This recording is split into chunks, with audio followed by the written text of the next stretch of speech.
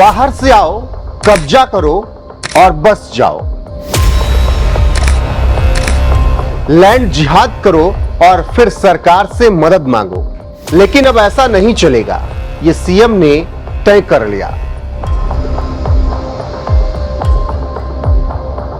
6500 से ज्यादा एकड़ की जमीन को लैंड जिहाद से मुक्त कराया।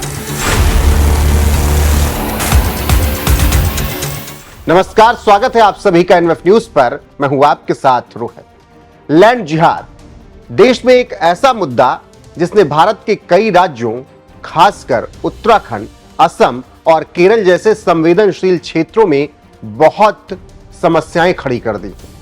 देवभूमि उत्तराखंड में पिछले कुछ सालों में इसी तरह से जमीनों पर कब्जा किया गया। लेकिन अब लैंड जिहाद करने वालों को तगड़ा सबक सिखाया जा रहा है और जमीनें मुक्त कराई जा रही हैं। जब से उत्तराखंड की कमान सीएम धामी ने संभाली, जिहाद करने वालों के बुरे दिन शुरू हो गए।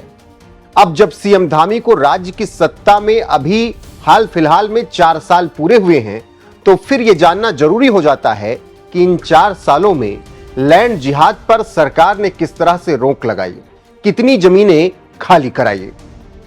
धामी सरकार में लैंड जिहाद पर कैसे लगी रोक? सख्त भू कानून को विधानसभा सत्र में पेश किया गया और कानून बना। इस कानून के तहत जमीन खरीद पर निगरानी रखी जाएगी और बाहरी व्यक्तियों द्वारा भूमि खरीद पर भी सख्ती बरती गई। अतिक्रमण विरोधी अभियान, सरकार ने लैंड जिहाद के खिलाफ एक व्यापक अभियान चलाया। सीएम धामी के आदेश पर देवभूमि के स्वरूप को बदलने नहीं दिया गया और अवैध बस्तियां बसाने वालों को सबक सिखाया गया। खाली कराई गई जमीन, धामी सरकार ने 6500 एकड़ से ज्यादा जमीन को लैंड जिहाद से मुक्त कराया। वन विभाग की 445 हेक्टेयर लगभग 1124 एकड़ भूमि को मजार जिहाद से मुक्त कराया।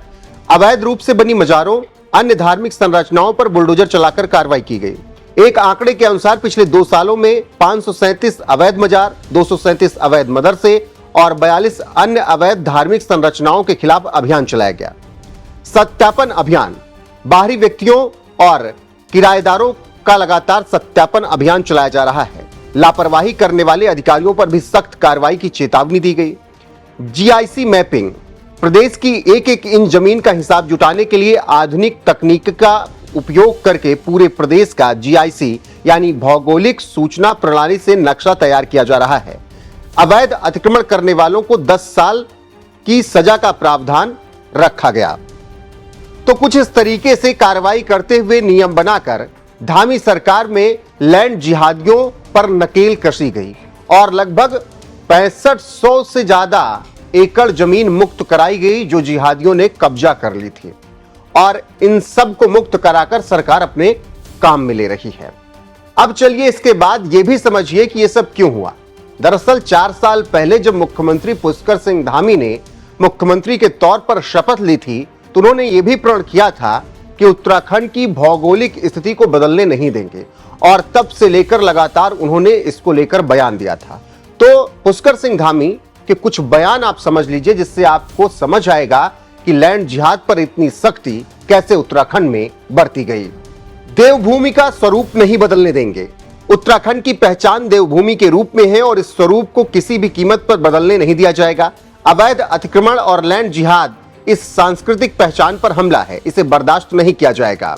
लैंड जिहाद और थूक जिहाद नहीं चलेगा। 13 अक्टूबर 2024 को सीएम धामी ने लैंड जिहाद के साथ साथ थूक जिहाद जैसे शब्दों का भी इस्तेमाल करते हुए इन गतिविधियों के खिलाफ भी सख्त कार्रवाई की चेतावनी देते हुए कहा था कि समाज के शिक्षित लोगों को ऐसे तत्वों को समझना चाहिए, अन्यथा कानून अपना काम सख्ती से करेगा। अतिक्रमण पर जीरो टॉलरेंस, 7 अप्रैल 2023 को सीएम धामी ने कहा, सरकारी भूमि, वन विभाग की जमीन, राजस्व या सिंचाई विभाग की जमीन, कहीं पर भी अगर अतिक्रमण होगा तो उस पर सख्त कार्रवाई की जाएगी। सरकार का तुष्टीकरण का कोई उद्देश्य नहीं और अतिक्रमण किसी भी कीमत पर बर्दाश्त नहीं किया जाएगा। अवैध मजारों और धार्मिक ढांचों पर कार्रवाई, 7 अप्रैल 2023 को ही मुख्यमंत्री धामी ने ट्वीट कर कहा, देवभूमि उत्तराखंड में करेंगे अवैध मजारों को ध्वस्त। ये नया उत्तराखंड है, यहां अतिक्रमण करना तो दूर, इसके बारे में अब कोई सोचे भी ना। खाली कराई गई जमीन के आंकड़े, 2025 में सरकार ने बताया लैंड जिहाद के तहत हड़पी गई 6500 एकड़ से अधिक जमीन को मुक्त कराया गया। कब्जेदारों को चेतावनी, 19 अगस्त 2023 को मुख्यमंत्री ने अतिक्रमण करने वालों को चेतावनी दी और कहा कि वो स्वेच्छा से अपना कब्जा हटा ले, अन्यथा सरकार कानूनी तरीके से सख्ती से उन्हें हटाएगी। तो ये मुख्यमंत्री पुष्कर सिंह धामी के वो बड़े बयान रहे जो उन्होंने उत्तराखंड में चल रहे जिहाद को लेकर दिए, और जब से उन्होंने सत्ता संभाली तब से उन्होंने इस तरीके के बयान दिए और फिर इस पर प्रशासन ने काम किया। उन्होंने यहां तक चेतावनी दी थी कि अगर खुद से अतिक्रमण हटा लोगे तो ठीक है, वरना फिर सरकार और प्रशासन अपनी तरह से काम करेंगे। जिन्होंने अतिक्रमण हटा लिया उन्हें कोई परेशानी नहीं हुई, और जिन्होंने अतिक्रमण नहीं हटाया उन पर बुलडोजर चलाया गया। और फिर धामी सरकार ने लैंड जिहादियों से 6500 से ज्यादा एकड़ जमीन मुक्त करा ली। यानी सिर्फ 4 सालों में सीएम धामी के कार्यकाल में लैंड जिहाद को रोका गया, हजारों एकड़ जमीन छुड़वाई गई, अवैध मजारों मदरसों पर बुलडोजर चलाकर उसे ध्वस्त किया गया और देवभूमि के सांस्कृतिक पहचान पर हो रही साजिश को रोका गया। सीएम धामी के कार्यकाल में लैंड जिहाद पर हुई इस कार्रवाई को देखते हुए आपका क्या कुछ कहना है? अपनी राय कमेंट कर हमें जरूर बताएं, और लैंड जिहाद पर सीएम धामी के बयान को भी सुनते जाएं और बने रहें हमारे साथ, क्योंकि आपको ऐसी ही तमाम खबरें यहां पर मिलती रहेंगी लगातार। नमस्कार। हमने प्रदेश में जहां एक और सख्त धर्मांतरण विरोधी कानून बनाया है, दंगों को रोकने के लिए दंगा रोधी कानून बनाया है, वहीं लव जिहाद, लैंड जिहाद और थूक जिहाद जैसी घृणित मानसिकताओं के खिलाफ भी कठोर कार्रवाई सुनिश्चित की है। साथ ही हमने प्रदेश में एक सख्त भू कानून भी लागू कर दिया है। राज्यवासियों की लंबे समय से मांग थी कि एक सख्त भू कानून होना चाहिए, राज्य के मूल अस्तित्व के साथ छेड़छाड़ नहीं होनी चाहिए, राज्य के मूल अस्तित्व के साथ खिलवाड़ नहीं होना चाहिए। भाइयों बहनों, हमने उसी को देखते हुए राज्यवासियों की भावनाओं के अनुरूप सख्त भू कानून लागू करने का काम भी किया है। और अब जो राज्य के मूल स्वरूप के साथ खिलवाड़ करने वाले हैं उनके लिए कार्रवाई भी सुनिश्चित की है। अनेकों जमीनें राज्य सरकार में निहित हो चुकी हैं और निहित होने की कार्रवाई निरंतर गतिमान है। अतिक्रमण हटाया जा रहा है और 6500 एकड़ से भी अधिक जमीनें आज हमने अतिक्रमण से मुक्त करा दी हैं।